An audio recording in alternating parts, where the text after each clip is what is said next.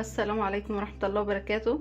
ازيكم حبايبي؟ عاملين ايه؟ يا رب تكونوا بخير دايما، اخواتي وحبايبي اللي منوريني دايما. ان شاء الله النهاردة هنعمل تخزين الملوخية. دولت 2 كيلو، دي الملوخية البلدي بتاعتنا، هنخزنها.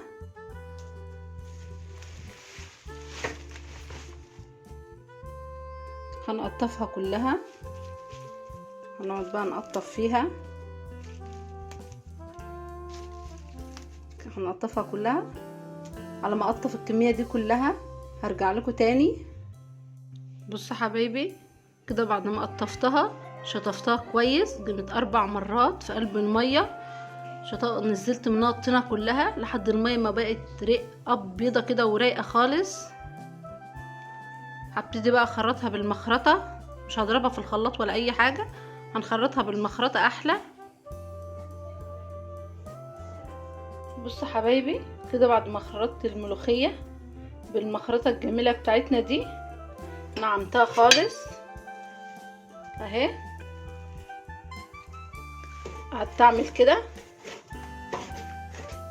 لحد ما نعمتها كويس، بقت بالشكل ده. هنا دولت معايا 3 كوبايات من الشوربة، مج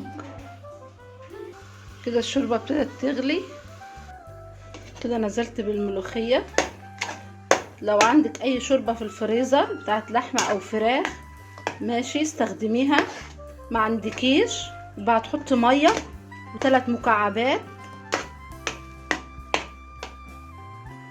هنزل بنص معلقة كربوناتو ومعلقة من السكر.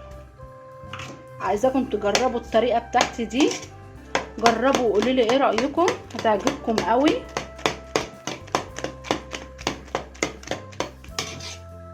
هسيبها بس تاخد غلوة كده على النار ونطفي عليها على طول. الملوخية الطريقة دي بتغيب معايا من السنة للسنة، حتى لما تحطها في الفريزر حتى خضرة زي ما هي.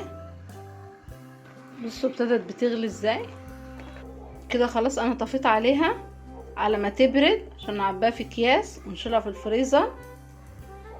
هاتوا الملوخية وخزنوها، سعرها مش غالي، كيلو ب5 جنيه، اوفر من نشتري اكياس الشركات.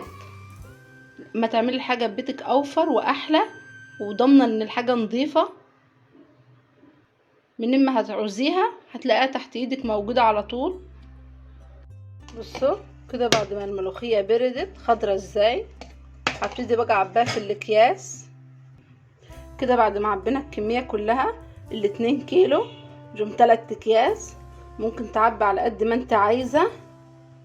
عايزاكم تجربوا وتقولوا لي ايه رأيكم، ولو الوصفة بتاعتي عجبتكم عايزة لايك وشير واحلى كلام منكم يلي زي العسلات انتوا. اهم حاجة متنسونوش في لايك وشير وتفعلوا الجرس، وبالله عليكم الاشتراك عشان كله يستفاد، وشيروا الفيديو ده لأعلى مشاهدة عشان الكل يستفاد منه. ويا رب الوصفة بتاعتي تكون عجبتكم. مع السلامة.